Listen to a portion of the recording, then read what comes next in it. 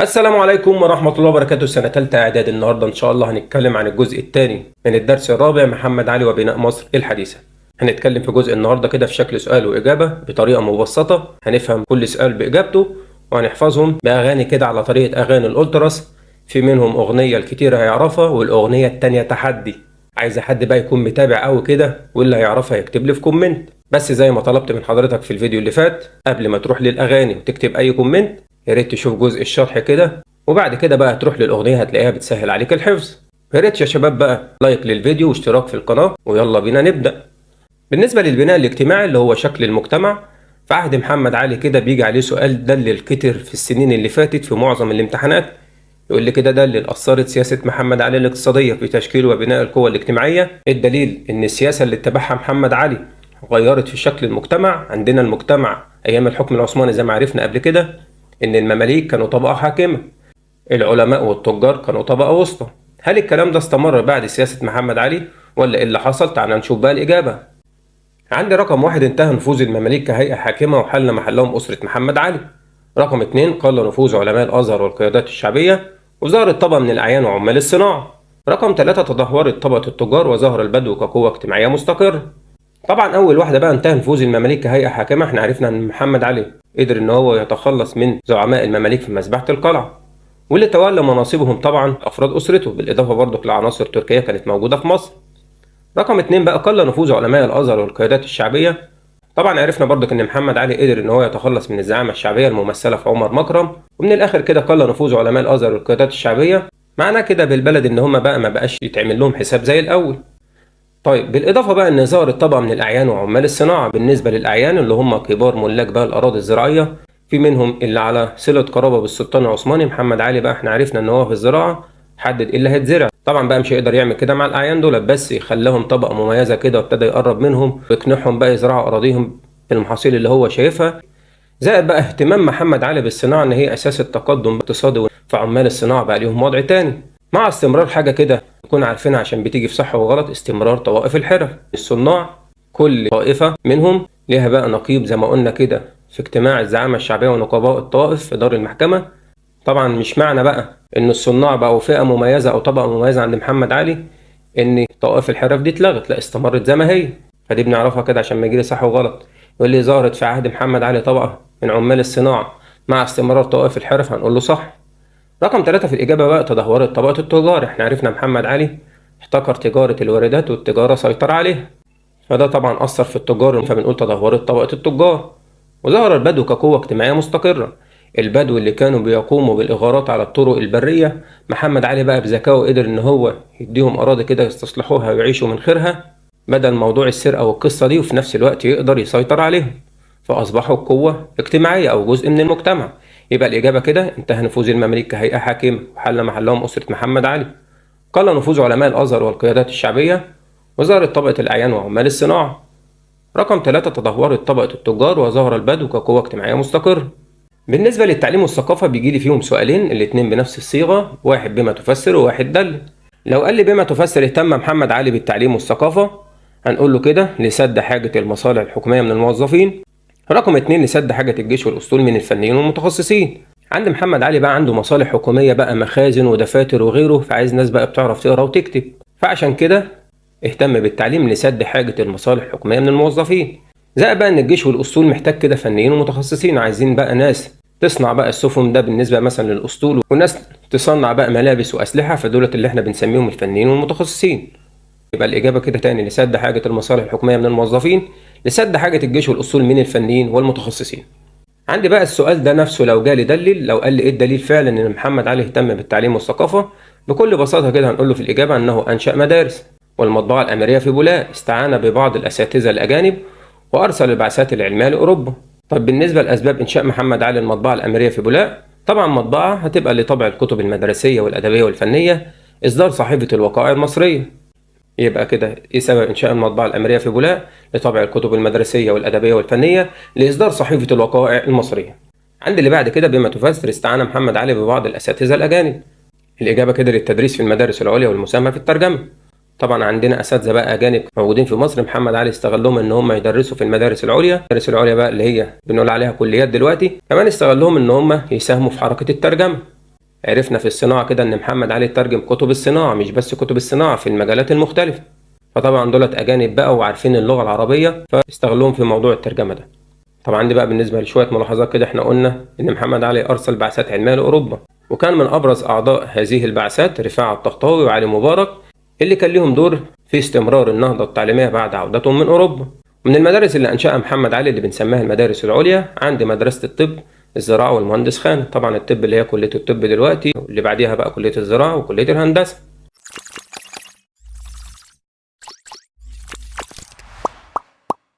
عندي بقى بالنسبة لبناء القوى العسكرية، طبعا اللي هو الجيش، بيجي عليها سؤال كده: دلل أدرك محمد علي أن بناء القوى العسكرية هي الدعامة الأساسية لتحقيق أهدافه.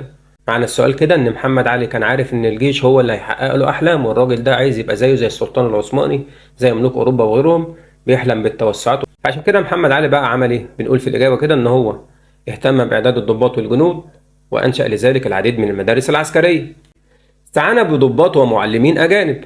رقم 3: اهتم بإنشاء الأسطول ومصانع الأسلحة والذخيرة والقلاع. عشان نفهم إجابة السؤال، في سؤال كده: دلل اهتم محمد علي بإنشاء الأسطول. احنا لسه قايلين في الإجابة إن هو اهتم بإنشاء الأسطول. طب إيه الدليل عليه؟ إن هو أسس ترسانة في بولاق ثم الإسكندرية وزودها بالأسلحة. عد أماكن للتدريب. طبعا بقى تعليم البحارة والجنود. وبالنسبة بقى للترسانة، بقى الترسانة دي المكان اللي بيتصنع فيه السفن. طبعا السفن بقى اللي هي الأسطول. وخلي بالك من حاجة بقى عشان بتيجي كتير في الامتحان: أول ترسانة في بولاق، بعد كده الإسكندرية. قلنا برضو في الإجابة كده رقم 2 إن هو استعان بضباط ومعلمين أجانب. طب هنا كده فلاحظ بقى: استعان محمد علي ببعض الضباط من أوروبا للمدارس العسكرية، وكان أشهرهم الكولونيل سيف، كان من ضباط الجيش الفرنسي في عهد نابليون. قلنا برضو إن هو أنشأ المدارس العسكرية، ومنها المدرسة العسكرية بأسوان.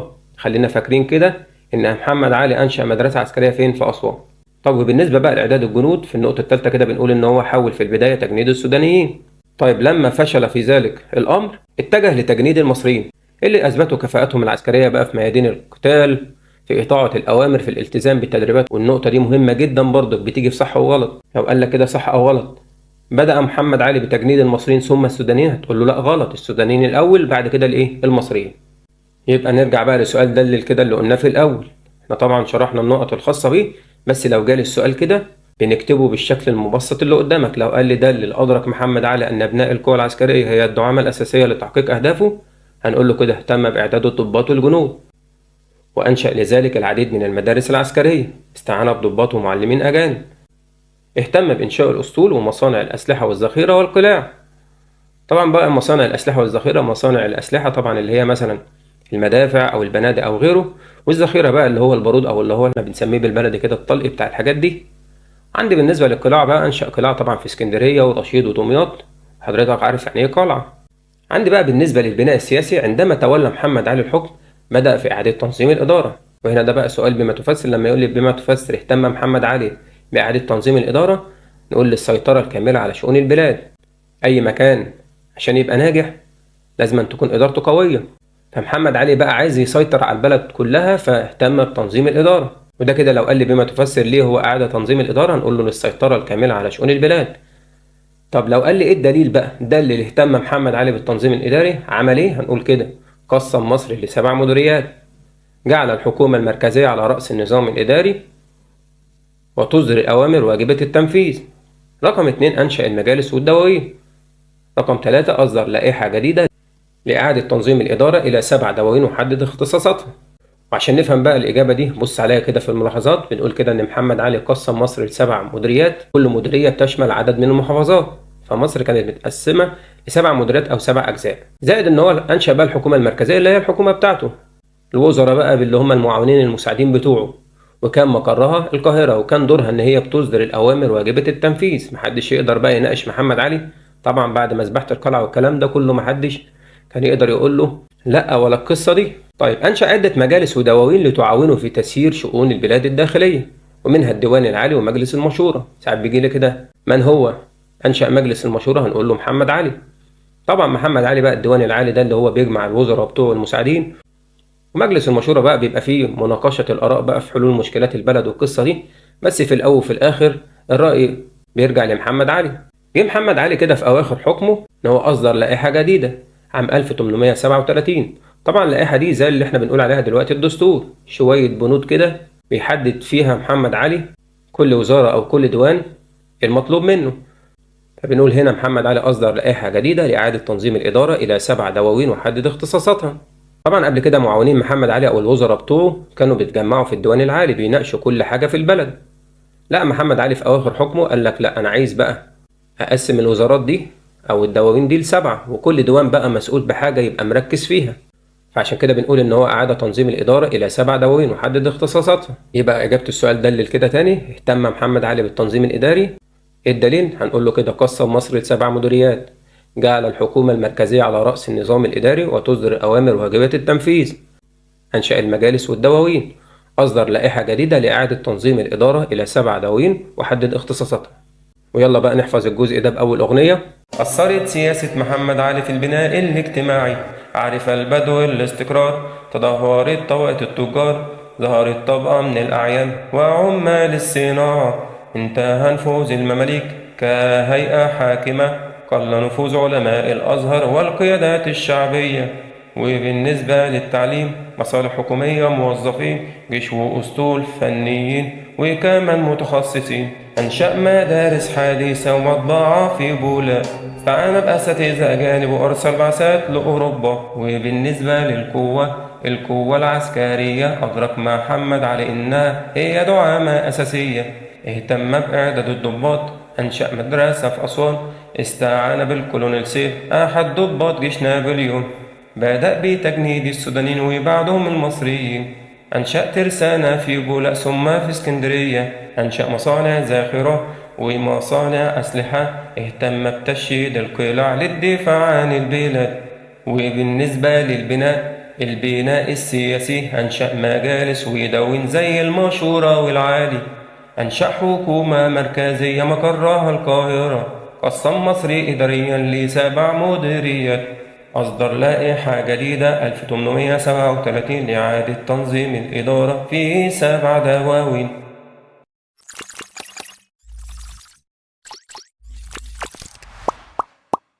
عندي بالنسبة بقى لسياسة محمد علي الخارجية، سعى محمد علي للانفصال عن الدولة العثمانية والاستقلال بمصر.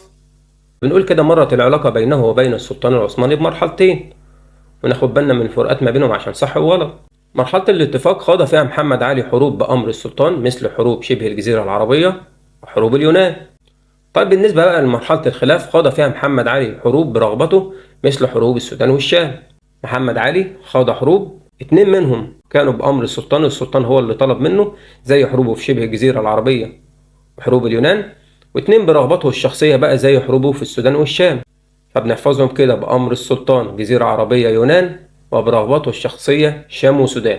بالنسبة بقى لأول حروب عندي حروب شبه الجزيرة العربية، دي كانت بأوامر السلطان زي ما لسه قايلين وتعرف بالحروب الوهابية. بالنسبة لأسبابها بما تفسر حروب محمد علي في شبه الجزيرة العربية، نقول للقضاء على الحركة الوهابية التي هددت نفوذ الدولة العثمانية في شبه الجزيرة العربية. الحركة الوهابية دي قادها إحدى الشيوخ في شبه الجزيرة العربية وعرفت باسمه بالحركة الوهابية، وكانوا بيطالبوا بالاستقلال عن الدولة العثمانية وهددوا نفوذهم. فعشان كده خاض محمد علي حروب في شبه الجزيرة العربية للقضاء على الحركة الوهابية التي هددت نفوذ الدولة العثمانية في شبه الجزيرة العربية. طيب ما النتائج؟ حروب محمد علي في شبه الجزيرة العربية انتهت بسيطرة محمد علي على شبه الجزيرة العربية. بالنسبة اللي بعد كده بقى حروبه في السودان أو ضم السودان، دي طبعا برغبة محمد علي، اللي خلى محمد علي يحارب في السودان لرغبته في تحقيق مكاسب سياسية واقتصادية وعسكرية. طب ما النتائج المترتبة على حروب محمد علي في السودان؟ امتداد النفوذ المصري إلى جنوب السودان، إنشاء مدينة الخرطوم واكتشاف منابع النيل. قدر جيش محمد علي إن هو يوصل لحد جنوب السودان، زائد إن هو أنشأ مدينة الخرطوم اللي هي عاصمة السودان لحد دلوقتي. طبعا بقى اكتشفوا منابع النيل. يبقى عندي بقى إجابة ما النتائج. حروب السودان دي مهمة بتيجي كتير في الامتحان، بنقول إن امتداد النفوذ المصري إلى جنوب السودان، إنشاء مدينة الخرطوم، اكتشاف منابع النيل. عندي الحروب اللي بعد كده حروب اليونان، دي بأوامر السلطان، كان أسبابها للقضاء على ثوار المورا الذين طلبوا بالاستقلال عن الدولة العثمانية. بلد كده موجودة في اليونان اسمها المورا، كانوا بيطالبوا إن هم يستقلوا عن الدولة العثمانية. فما النتائج مترتبة بقى على حروب محمد علي في اليونان، واللي منها معركة كده اسمها معركة نافارين عام 1827، نحفظها دي مهمة برضو بتيجي كتير في الامتحان. لما يجي يقول لك كده ما النتائج المترتبة على حروب اليونان أو معركة نافارين، الإجابة هنا واحدة، نقول له في الإجابة كده، ودي أغرب نتائج هتمر عليك من ساعة ما بدأت الدراسات الاجتماعية. بنقول رقم 1 هزيمة الجيش المصري وتحطم أسطوله، طيب ماشي دي مفهومة. 2 بقى ضم جزيرة كريت لمصر وعلو مكانة مصر الدولية. طب ازاي الجيش اتهزم وتحطم أسطوله إن هو يضم جزيرة وكمان يكون سبب لعلو مكانة دولته؟ نفهم بقى الكلام ده. طبعا الدول الأوروبية بقى وقفوا جنب ثوار المورا فساعدوهم إن هم يهزموا الجيش المصري وكمان يحطموا أسطوله. طب محمد علي بقى لما دخل حروب اليونان دي كان عايز من السلطان العثماني مقابل، فعشان كده بقى بعد نتائج الحرب دي السلطان العثماني اداله جزيرة كريت، فده معنى كلمة ضم جزيرة كريت. وهنا عليت مكانة مصر الدولية في الحروب دي. تعالوا بقى نعرف ايه السبب بما تفسر أدت حروب محمد علي في اليونان إلى علو مكانة مصر دولية. السبب بنقول كده لتفاوض الدول الأوروبية مع محمد علي لإنهاء حرب اليونان دون الرجوع للسلطان العثماني.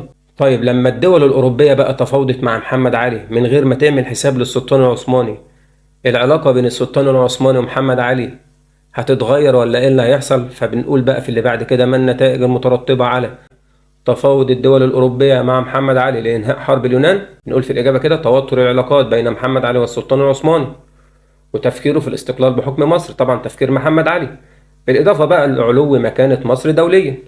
طبعا بقى نتيجة لتوتر العلاقات بين محمد علي والسلطان العثماني وإن محمد علي فكر إن هو يستقل بحكم مصر عن الدولة العثمانية، هنا بقى جت حروب تانية وهي حروب الشام. فبنقول كده حروب الشام قلنا في الأول إن هي برغبة محمد علي.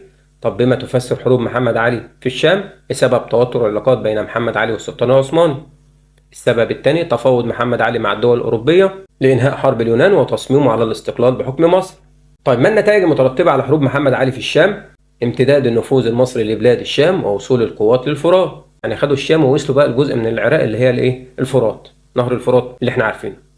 طب الدول الأوروبية بقى هتسكت على امتداد نفوذ محمد علي اللي العملية ماشية معاه زي الفل ده وابتدى إن هو ينافسهم في الأراضي؟ طبعا هنا بقى قرروا إن هم يتدخلوا. فبنقول كده بما تفسر تدخل الدول الأوروبية أمام ازدياد نفوذ محمد علي وعقد معاهدة لندن عام 1840. ليه الدول الأوروبية فرضت على محمد علي معاهدة لندن دي؟ بنقول كده لإدراك الدول الأوروبية أن محمد علي أصبح يمثل خطر على التوازن الدولي نتيجة انتصاراته وازدياد نفوذه.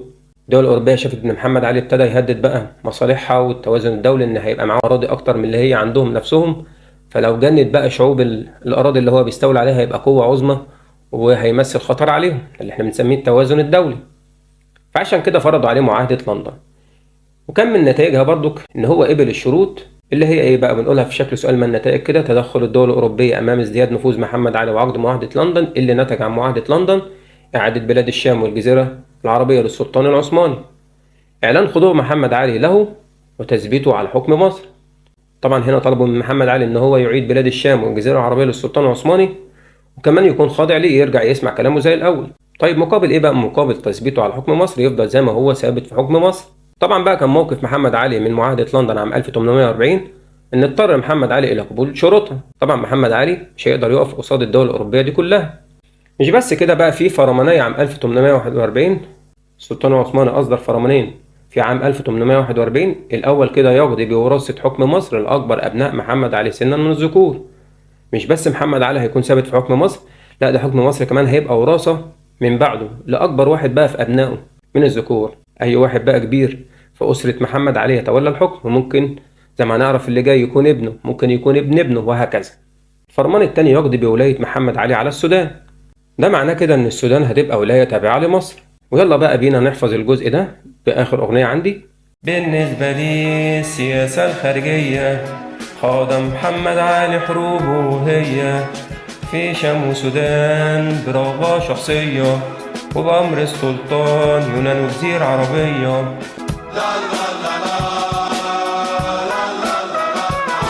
أما عن أسباب حروبه في الجزيرة العربية هو القضاء على الحركة الوهابية التي هددت نفوذ الدولة العثمانية ونتج عنها سيطرته على الجزيرة العربية. أما السودان لتحقيق مكاسب سياسية واقتصادية وكمان عسكرية ونتج عنها اكتشاف منابع، أنشأ مدينة الخرطوم وامتد نفوذه.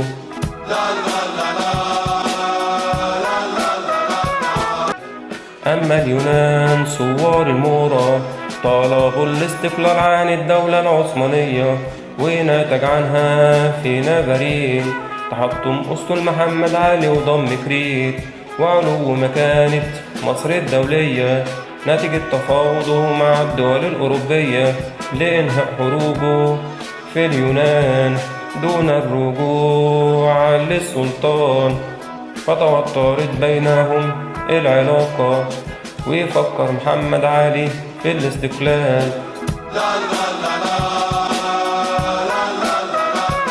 وحروب الشام لتوتر العلاقة، وكمان لتفاوضه مع الدول الأوروبية، كمان تصميمه على الاستقلال، ونتج عنها وصول القوات لبلاد الشام، وكمان لأعالي الفرات، وامتد نفوذه في بلاد الشام.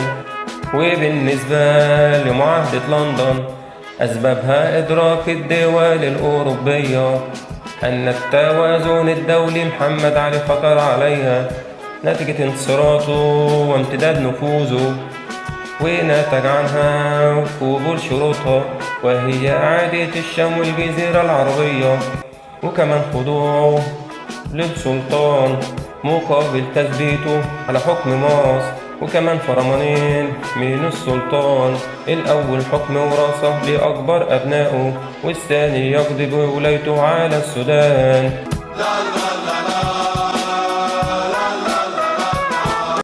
كده يا شباب كنت خلصت درس النهارده، اتمنى تكونوا استفدتوا، ويا ريت يا شباب بقى اشتراك في القناه ولايك للفيديو وكومنت، والسلام عليكم ورحمه الله وبركاته.